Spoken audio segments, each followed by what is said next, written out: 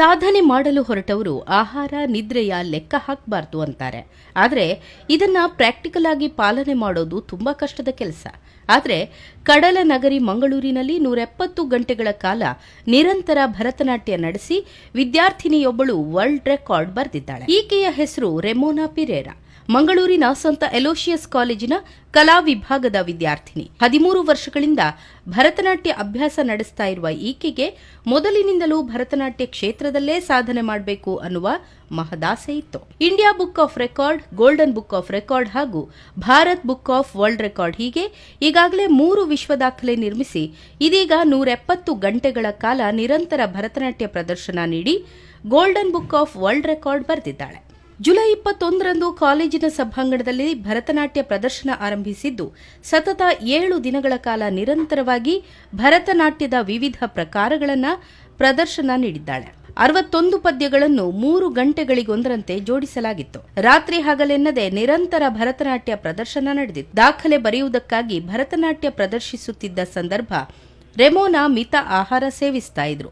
ಪ್ರತಿ 3 ಗಂಟೆಗೊಮ್ಮೆ 15 ನಿಮಿಷದ ವಿಶ್ರಾಂತಿ ಇರ್ತಾ ಇತ್ತು. ಈ ವೇಳೆಯಲ್ಲಿ ಬಾಳೆಹಣ್ಣು, ಮೊಸರು, ಎಳನೀರು, ಚೆನ್ನಾಗಿ ಬೇಯಿಸಿದ ಬೆಳ್ತಿಗೆ ಅನ್ನ ಸೇವನೆ ಮಾಡ್ತಾ ಇದ್ರು.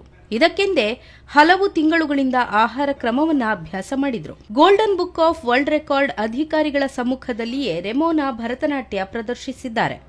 7 ದಿನಗಳ ಪ್ರದರ್ಶನ ಕ್ಯಾಮೆರಾದ ಮೂಲಕ ರೆಕಾರ್ಡ್ ಮಾಡಲಾಗಿದೆ. ಅಧಿಕಾರಿಗಳು ರೆಮೋನಾ ಸಾಧನೆಯನ್ನ ಸಂಪೂರ್ಣವಾಗಿ ದಾಖಲೀಕರಣ ಮಾಡಿಕೊಂಡಿದ್ದಾರೆ. ರೆಮೋನಾ ಸಾಧನೆಗೆ ಕಾಲೇಜು ಆಡಳಿತ ಮಂಡಳಿ, ಶಿಕ್ಷಕರು, ಸಹಪಾಠಿಗಳಿಂದಲೂ ಸಂಪೂರ್ಣ ಬೆಂಬಲ ವ್ಯಕ್ತವಾಗಿತ್ತು. ಇದೀಗ ರೆಮೋನಾ ಸಾಧನೆಗೆ ಸಹಪಾಠಿಗಳು ಸಂತಸವನ್ನ ವ್ಯಕ್ತಪಡಿಸಿದ್ದಾರೆ.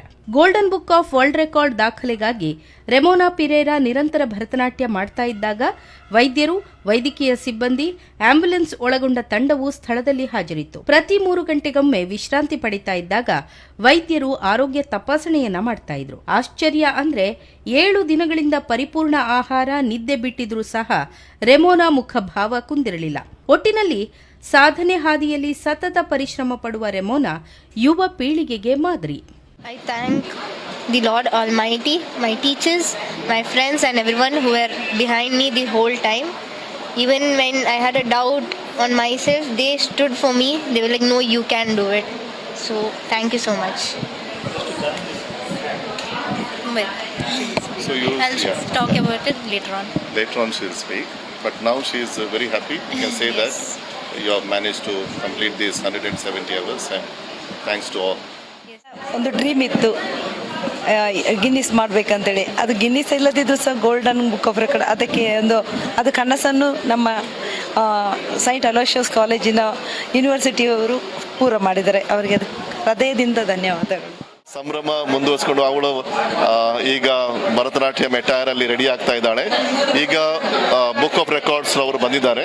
ಅವಳಿಗೆ ರೆಕಾರ್ಡ್ ಒಂದು ಪುರಸ್ಕಾರವನ್ನು ಕೊಡ್ತಾರೆ, ಸರ್ಟಿಫಿಕೇಟ್ ಅನ್ನು ಕೊಡ್ತಾರೆ.